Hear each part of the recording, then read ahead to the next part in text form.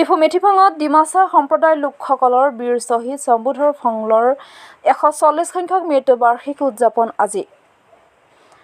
আজি ডিফু সমীপৰ মেথিভাঙত ডিমাছা সাহিত্য সভা কাৰ্বি আংলং জিলা সমিতিৰ উদ্যোগত স্বাধীনতা সংগ্ৰামী বীৰ শ্বহীদ সম্বোধৰ ফংলৰ 140 সংখ্যক মৃত্যুবাৰ্ষিক উদযাপন কৰা হয়।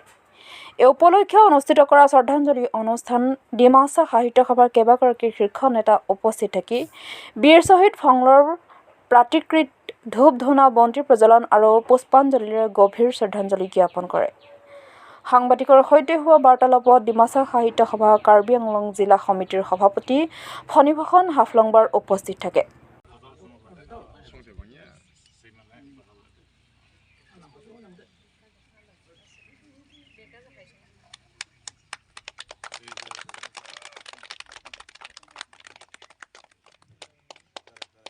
Tuha eboy thawbari sahi masaiman ebanta jini nolaini khunang sorkari khunang luguha nolaini khunang kewa bilado busi thawbari masaiman ebanta জয় জয়তে মই সকলো ৰাইজক ইয়াতে আহি গোট খোৱাৰ কাৰণে মই ডিমাছা সাহিত্য সভাৰ ফালৰ পৰা অশেষ ধন্যবাদ জ্ঞাপন কৰিছোঁ।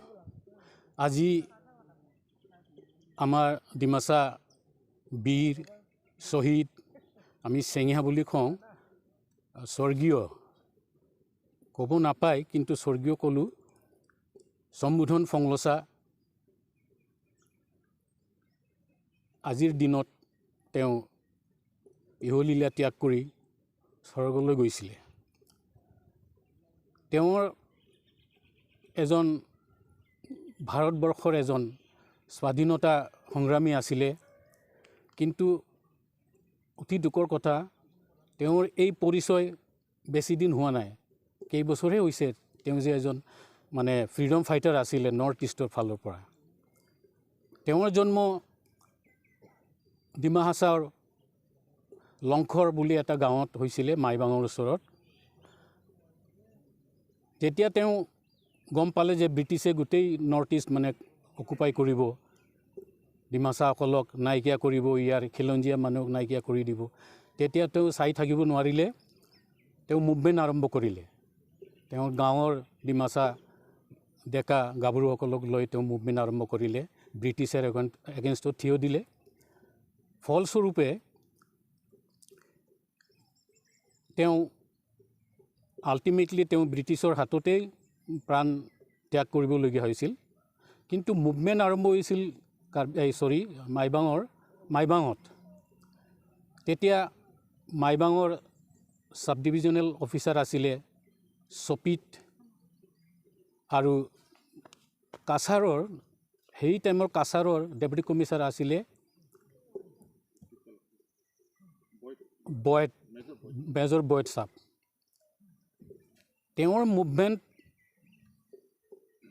বা সংগ্ৰাম কণ্ট্ৰল কৰিবলৈ চপিতে নোৱাৰি SDO মানে ডেপুটি কমিশ্যনাৰক মাতি পঠিয়ালে। ডেপুটি কমিশ্যনাৰ 30জন তেওঁৰ সৈন্য লৈ মাইবাঙলৈ আহিলে।